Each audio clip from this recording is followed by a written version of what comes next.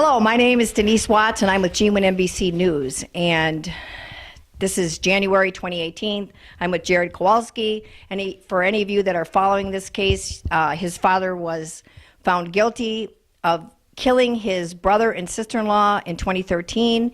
The murder took place in Howell, Michigan in 2008. So it's been 10 years now that Jared's father, Jerome Kowalski, has been in jail and in prison. And Jared has a lot to say on this, which, you know, I don't blame him. It's his father, and his father didn't get a fair trial, and he also is innocent. So, Jared. Absolutely. Thanks again, Denise, for having me and getting my word out to the public. Again, it's, just educating the public. That's my goal right now, is to help them understand our story, but what's going on in Livingston County. Sometimes it's, Livingston County prides themselves. I thought I read something in a article. They pride themselves on something of a 98% conviction rate, and that just kind of takes me back to think, what's that? What kind of thing is that to pride yourself on? I mean, what that to me makes people feel safe, but is the convictions 100% true? Are they real? And, going through it with my dad and understanding his innocence and, understanding false confessions and, people who have are in prison around the United States that are innocent. I mean, it's a real thing. So, for Livingston County, I think it's, again, it's political. People want to pride themselves, the county, and, it's supposed to, 98% conviction rate makes them look good. Home resales, that, hey, this is a safe community. We're voted, I saw another article that Livingston's one of the healthiest, communities to live in, and now they're, saying that the safest. So, that's all great, but is it those convictions really true? And I think it's very political that to make those statements to make them look good. And well, in your case, it's absolutely not true. Oh, absolutely not true. I mean, my father is 100% innocent. I've talked about Judge Brennan and how she handled the trial in court. We know that there's perjury between, she lied under oath in her depositions about phone calls that were made between, Detective Furlong and her, and other depositions from other people within the court that she works at or in the police department. Everybody or other attorneys, they knew of things that went on. I mean, even before my dad's, when he was arrested, her, or during that time, that she was having, intimate relations with Detective Furlong or other police officers in her chambers. One of her clerks, I know, testified against her in plane reservations for her and Furlong, during court time. Yeah.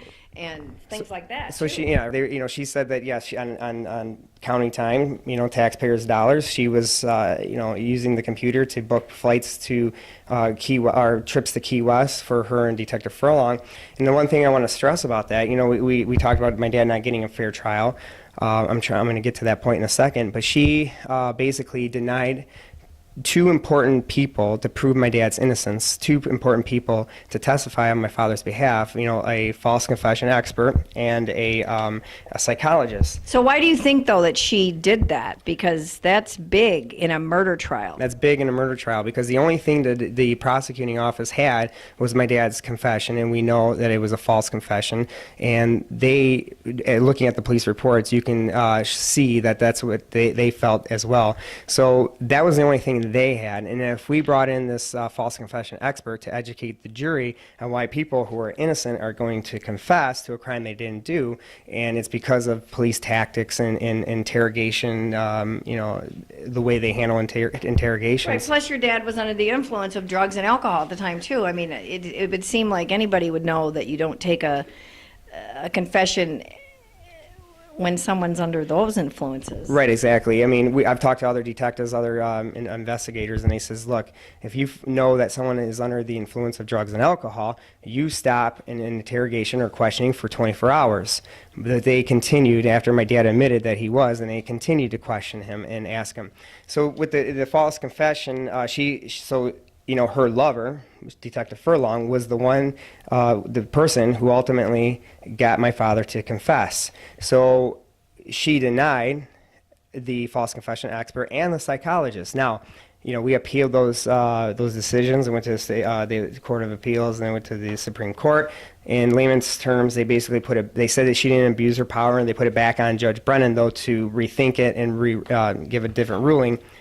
Or a new ruling, and she basically, I think it was just to make herself show face, like, okay, well, I'll still deny the false confession expert, but I'm going to allow the psychologist. So with that said, the psychologist was used, but on January 17th, leading into Martin Luther King weekend, on a Thursday evening, she stopped.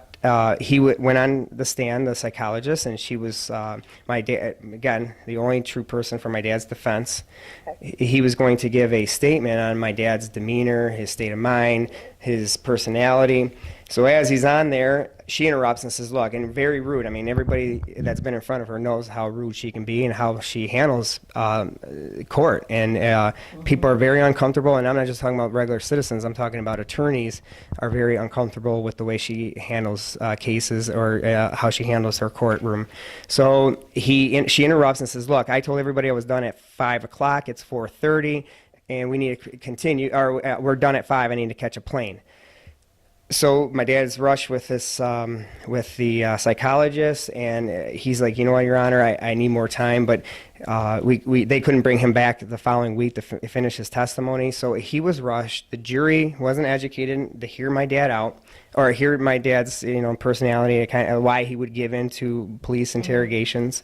And so she rushed the testimony, and she left because she had to catch a plane at 5. Now, again, just based on that, is that a fair trial? Absolutely not. She interrupted the testimony. But then in depositions came out that she did indeed catch a plane. She took a plane to Washington, D.C. that night. Now, supposedly she went with a bunch of girls, but it came out in an article that she had an affair. This was on WHMI, that she had an affair with Mike Bishop's staffer, Alan Phillip.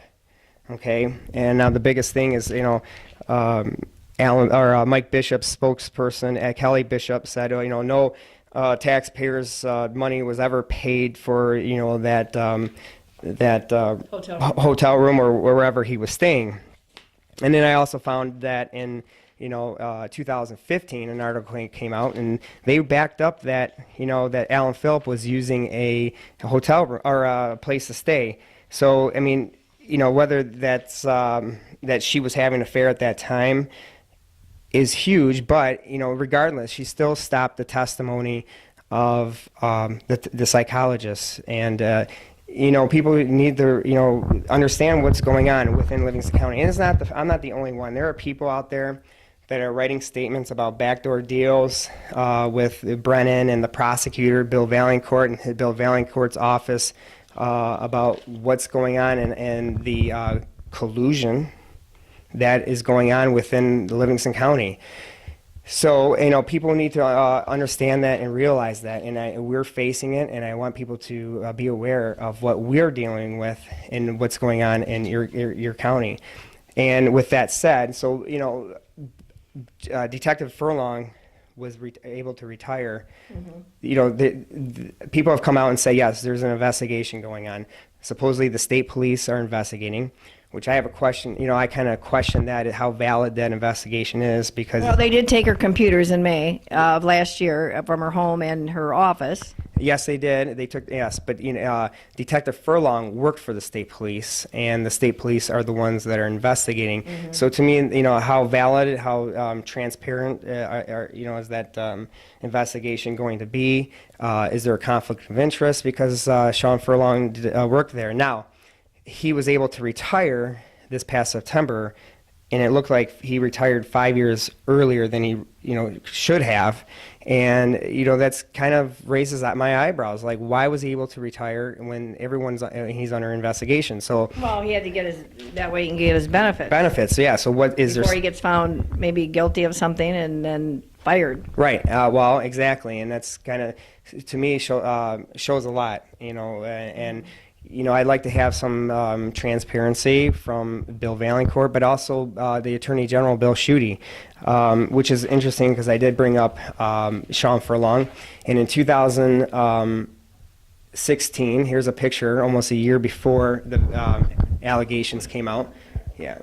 Bill Schuette is standing next to Sean Furlong, and this is on MLive, this article. And it basically, they brought forth charges to Cindy Gamrat and Todd Cursor with that whole, affair they were having. But the biggest thing that they were going after was the perjury between Todd Cursor and Cindy Gamrat.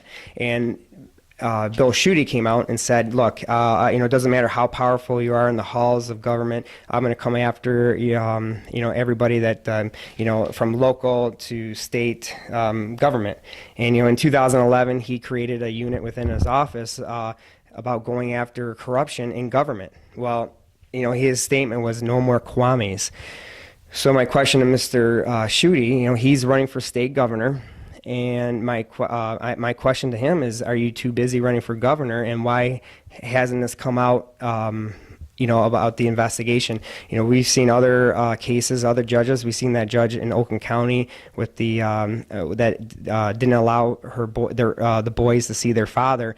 That was it took place in a few months, and she's already in court trying to answer questions and from the Judicial Tenure Commission in court. So my question is that how fast that took place, and why, this already almost a year, it'll be February 2nd, a year that this all came out to the public about Judge Brennan and perjury and the phone calls between. Yeah, I think it's about a year now. Yeah. It's been silent. And, the Judicial Tenure Commission, they came out and made a statement saying, yes, we're investigating it. But what does that, what does that include? And, why hasn't anything been done? Mr. Valancourt, I mentioned before in my other video, he has the right to grant the new trial. There's, supposedly, nobody has, the Michigan Supreme Court is the only one to remove a judge, because she's still on the bench, and she's ruling on bench, and I feel there could be a lot of appeals. Once she's found guilty, and there's no reason why she's not going to be found guilty, once she's found guilty, there's going to be a lot of appeals from a lot of people, and that's going to cost the taxpayers a lot of money to fix the mess that's been created by. Right, but you would think that somebody would want to fix this You would think someone wants to and do the right thing. and do the right thing. And when the only person in Livingston County right now that's doing the right thing is with any integrity, is Mr. Tom Kaiser. I've been reading the letters he's written. He wrote the letter in 2013 to Bill Valancourt. Mr. Valancourt, you got to answer to the taxpayers of Livingston County and what you're causing them, because this is a big mess that you're going to have to fix, because it's right there on paper. It's right there on paper that there's perjury, and my dad should have a new trial, and it should have had it by now. Yes, and some of the other media outlets have even stated that this is the biggest political scandal ever in this county. Yes. Yeah, absolutely. And, nobody's answering for it. Mr. Valancourt keeps making, very careful politician-like email statements. They're written in email, so he can correctly write these emails out. But he's making statements. The only statement he's made is to the Free Press or to Livingston Daily, and they're very carefully written. And like a politician, I mean, he's trying to make him in his office look good, because again, it's we talk about career politicians. I mentioned this in my first video. We saw it with the election about the presidential election with draining the swamp in D.C. I think it's time to drain the swamp in Livingston County, if not Michigan. So with talking about career politicians and what's going on in Livingston County, I know that in the last video I offered myself in a town hall meeting with Mr. Valancourt if he can back up his statements. But maybe you just like to sit down one-on-one with me, Mr. Valancourt. I would love that, and we can discuss this. I just think if you were in my shoes, what you would do, you would not stop, which I'm not going to stop. I'm not going to stop until I prove my father's innocence, and that when he's released from prison, and true justice will be served for my uncle and aunt. And just look at yourself and understand that you would be doing the same thing for your father, what I'm doing. And again, I'm not going to stop, and I'm going to continue these videos and continue fighting because that's who I am. I'm a fighter, and I'm going to prove that my father is innocent, and if there's corruption going on in Livingston County. So please, maybe we just go sit down man to man and have a discussion over this. Well, thank you, Jared. And again, good luck. And I am Denise Watts with G1 NBC News. And please share the video. Make your comments. We want to hear what any of you have to say. And let's just all say a prayer for the Kowalski family. Thank you. Thank you.